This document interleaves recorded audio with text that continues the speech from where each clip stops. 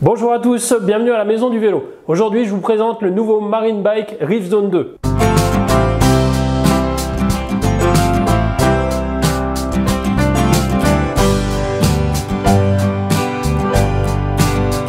Pour 2023, le cadre du Reef Zone subit un petit lifting et la gamme est légèrement remodelée. On va ainsi trouver un premier modèle, le Reef Zone 1, sous la barre des 2000 €. À 1999 €, vous retrouvez donc le cadre en alu, un amortisseur et une fourche X-Fusion, une transmission monoplateau 12 vitesses, des freins à disque hydrauliques Shimano et des roues alu maison. Ensuite, vous retrouverez le modèle Reef Zone 2 à 2599 €. C'est le modèle que vous avez sous les yeux et qu'on va vous présenter plus en détail juste après. Enfin, le modèle haut de gamme, le Reef Zone 3 disparaît au profit d'un Reef Zone XR. On va retrouver un modèle sous les 3500 € qui va être légèrement bodybuildé au niveau des suspensions. On va retrouver donc un amortisseur Fox avec une bonbonne anti-talonnement et une fourche Marzocchi Z1. Le débattement lui reste le même que les autres modèles de la gamme.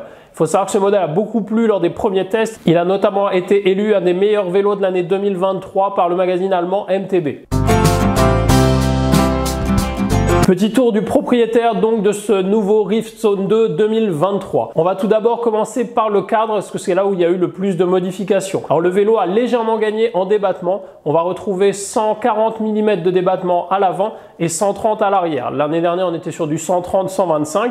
Comme l'année dernière, le gros avantage, c'est que cette plateforme est disponible en roue au 29 pouces ou 27,5 pouces pour ceux qui le souhaitent. C'est notamment super intéressant sur les petites tailles, sur du XS ou du S, pour des gens qui veulent garder un vélo très technique ou alors pour des jeunes pratiquants qui vont passer du 24 pouces à leur premier vélo taille adulte pour éviter d'avoir un trop gros gap entre le 24 et le 29. Si la cinématique de la suspension arrière reste la même, à savoir un parallélogramme déformable, les côtes, elles, ont sensiblement évolué. Les bases vont ainsi être un tout petit peu plus longues mais restent relativement courtes pour conserver le caractère très joueur cher à la marque Marine Bike. Le side tube garde la même longueur mais se redresse légèrement. L'angle de chasse, lui, reste inchangé et le reach, lui, s'allonge. On retrouve par exemple un reach de 485 sur ce modèle en taille L. Par conséquent, on va retrouver un empattement beaucoup plus long que les modèles de l'an dernier. Par exemple, sur cette version, on aura 3 cm de plus que le modèle équivalent de l'année dernière. Au niveau du cadre, on peut constater également que la biellette a légèrement changé de forme et surtout que les passages de gaine ont été peaufinés. C'était jusqu'à maintenant un petit défaut du Reef Zone. Aujourd'hui, on a des passages de gaine beaucoup plus propres et la circulation du câble de dérailleur a été revue.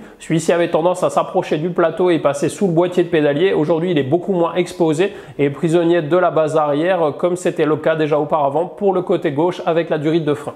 On note aussi l'apparition d'une patte de dérailleur au standard universel SRAM UDH et enfin une légère modification de la visserie avec une gravure laser sur toutes les têtes de vis des axes de suspension arrière qui est vraiment du plus bel effet. Un petit mot maintenant sur l'équipement. Les plus attentifs ont sans doute remarqué que le Reef Zone 2 avait pas mal augmenté. Alors c'est sûr, c'est le cas de la plupart des modèles actuellement dans l'industrie du cycle, mais il y a aussi une augmentation, une amélioration au niveau de la fourche. Comme vous l'avez remarqué, on retrouve une Marzocchi Z2 à l'avant. Comme on l'a cité juste avant, elle a gagné un peu en débattement et surtout on va gagner pas mal en rigidité, en sensibilité et puis en possibilité pour ce vélo qui est capable de faire quasiment tout par rapport à la RockShox Recon en 130 mm qu'on retrouvait l'année dernière. Au niveau de l'amortisseur, on retrouve un RockShox Deluxe et le reste des périphériques reste identique à ce qu'on avait en 2022, à savoir une transmission Shimano Deore en 12 vitesses et en monoplateau, exception faite du pédalier où vous retrouvez un modèle de chez FSA. On va retrouver une tige de selle Transix en 125 mm de débattement pour les tailles XS et S, 150 pour les tailles M et L et 175 pour les tailles XL. Au niveau du train roulant, on aura des jantes maison en alu et des moyeux Shimano couplés avec des pneus Vitailleur Flow Snap en 29 par 235 tubeless ready en gomme tendre. Pour les freins, c'est toujours du Shimano avec des MT200 hydrauliques à l'avant et à l'arrière associés à des disques en 180 mm de diamètre. Comme les années passées, le reste des périphériques, à savoir le cintre, la potence, la selle, le collier tige de selle, sont directement créés par la marque Marine Bike et proposent une finition qui est vraiment au niveau pour un vélo de ce tarif.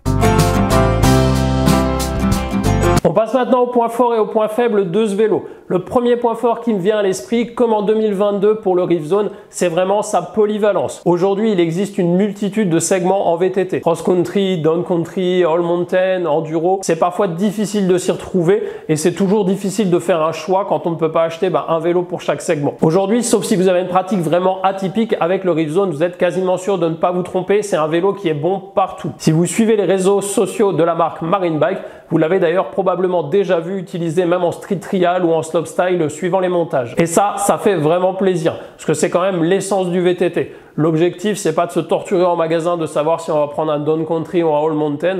Non, l'objectif en VTT, c'est de prendre un vélo, c'est de pédaler et de se faire plaisir un maximum. Et je sais qu'avec ce modèle, en tout cas, vous n'allez pas être déçu. Le deuxième point fort du Riftzone, forcément, c'est son rapport qualité-prix. À 2599 €, on a déjà une excellente base pour démarrer, progresser, évoluer dans la pratique. C'est un vélo qui va être loin d'être dépassé et vous pouvez facilement upgrader par la suite. Le troisième point positif de ce modèle, ça va être sa simplicité. Au final, c'est un vélo qui est relativement simple. Les cinématiques en 4-bar linkage, donc en parallélogramme déformable, c'est quelque chose qu'on voit sur le marché du cycle depuis de nombreuses années. C'est un vélo qui reste entièrement en alu, excite donc tous les petits soucis qu'on peut rencontrer sur du carbone, soit de fragilité, soit de bruit, de grincement, d'entretien plus important. Et ça va amener aussi un côté extrêmement facile, extrêmement tolérant au vélo lors de la pratique. Enfin, le dernier point positif, et là par contre ça va être plus subjectif, mais je trouve que pour un vélo de ce tarif-là, il est vraiment très beau. Esthétiquement, c'est très réussi, la robe blanche dégradée gris, assez sobre avec les touches de bordeaux dessus, ça ressort vraiment très bien. Comme d'habitude sur tous les marine bikes, il y a toujours plein de petits détails sympas, que ce soit les gravures sur le collier de tige de selle, le slogan de la marque sur le capot de potence, sur les jantes, le petit hit badge en chromé qui ressort un peu. C'est vraiment du très beau travail et je vous mets au défi dans la gamme marine bike de trouver un vélo qui est moche. Franchement, les designers sont toujours très bons. À la rigueur, c'est pas toujours des couleurs très originales, très extravagantes, mais par contre, ça passe toujours. C'est toujours joli, quels que soient les modèles et ça, c'est vraiment top. On passe maintenant au point négatif. Forcément, il y a toujours quelques petits défauts sur un vélo. Le premier, pour moi, le plus gênant, ça va être le pédalier FSA. Non pas que ça soit un mauvais pédalier, au contraire, ça vaut largement, je pense, en qualité un Shimano Deore ou autre. Mais le souci, c'est que c'est pas une marque qui est très courante. Quand vous allez être amené à changer le plateau, parce qu'en général, les vélos sont livrés avec un plateau de 32, c'est cool si vous habitez dans le Nord-Pas-de-Calais ou si vous habitez en Bretagne. Par contre, si vous habitez dans un coin où ça grimpe, comme l'Alsace, comme les Pyrénées, comme les Alpes, vous allez rapidement opter pour un 30 dents ou un 28 dents. Le souci, c'est que trouver un plateau en SRAM Direct Mount ou trouver un plateau en Shimano Direct Mount, on en trouve pas mal sur le marché. Il y a pas mal de plateaux adaptables, on pourra avoir quelque chose à pas cher. Trouver un plateau adaptable pour du FSA, ça court pas les rues. Vous allez être obligé d'opter pour un plateau de la marque et bien souvent ça sera plus cher. L'autre souci sur ce pédalier, c'est le système de maintien du plateau. Sur un pédalier SRAM par exemple, vous avez 3 vis Torx que vous allez pouvoir démonter et remonter avec un outillage assez classique et donc vous pourrez changer votre plateau tout seul. Sur les pédaliers FSA, vous avez une sorte de bague crantée à l'arrière.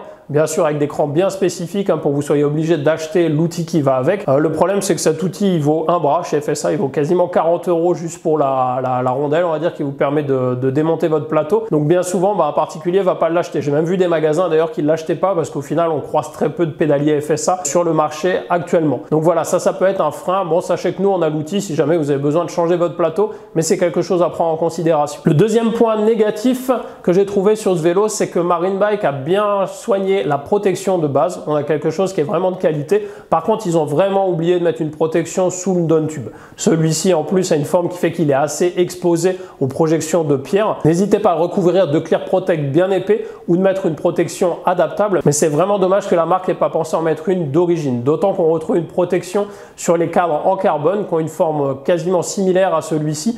Et elle aurait été vraiment bienvenue sur ce modèle. Enfin, dernier point qu'on pourrait classer dans les points négatifs, ça va être les freins et les disques.